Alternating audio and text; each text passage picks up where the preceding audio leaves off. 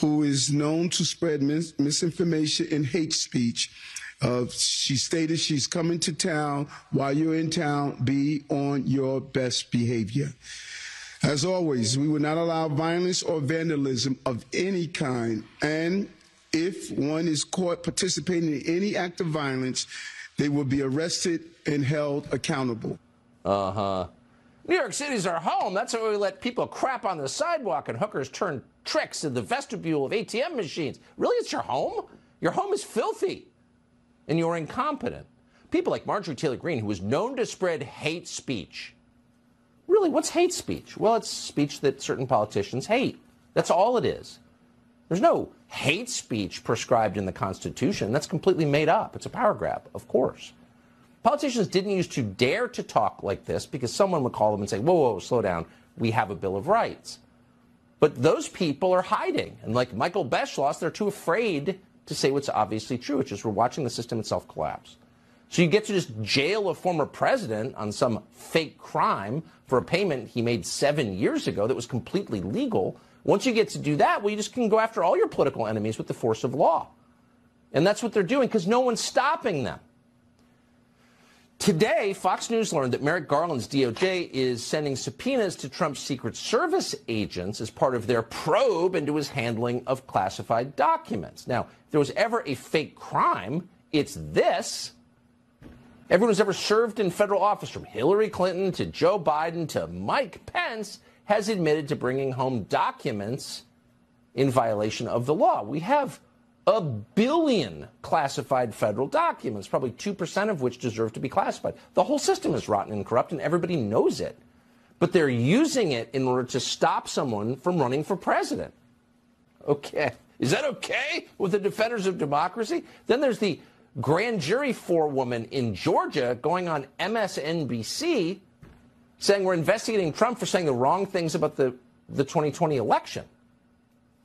So they want to take out Trump, but in a democratic system, you do that by convincing people to vote against him. In a tyrannical system, you use people with guns to stop him from running. And that's honestly exactly what we're seeing. And even if you don't like Trump and have no intention of voting for him in this next cycle, you should have the right to vote for him because that's democracy. And anyone who takes that right away from you is a tyrant and is presiding over a system that is not democratic, but totalitarian, obviously. Tucker Carlson nailed it right there. Everybody knows what's going on, folks.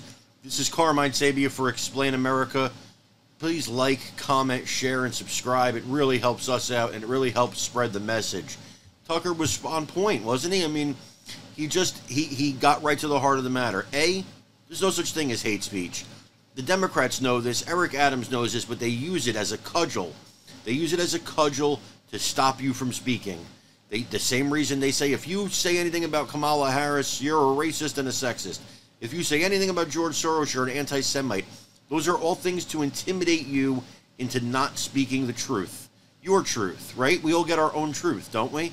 I mean, that's the new rules, isn't it? But he cut down to the heart of the matter when it comes to President Trump. He is being prosecuted for crimes that no one in history has been prosecuted for at his level. Never. It's never happened. These are minor things. When Hillary Clinton had a campaign finance issue, they settled it with a fine. Not Trump. He's got to go to Manhattan court and be arraigned. When Mike Pence or Joe Biden or somebody else has classified documents, they got to turn them back in. Not Trump. Mar-a-Lago has to get raided, and they have to launch an investigation. And when he talked to the Georgia Secretary of State, if you listen to the call, he was talking about he didn't believe, that things were legitimate. He thought there was an issue. Now, was he wrong? Maybe, but it doesn't matter. He believed there was an issue. He wasn't telling them to invent votes. So all of these things are nonsense, and Carlson is laying it out. What they want is tyranny. They want political prisoners, and they want to intimidate people into doing what they say. They want to be in total control, the Democrats. They never want to see another Republican president again. They want to run this country like a dictatorship.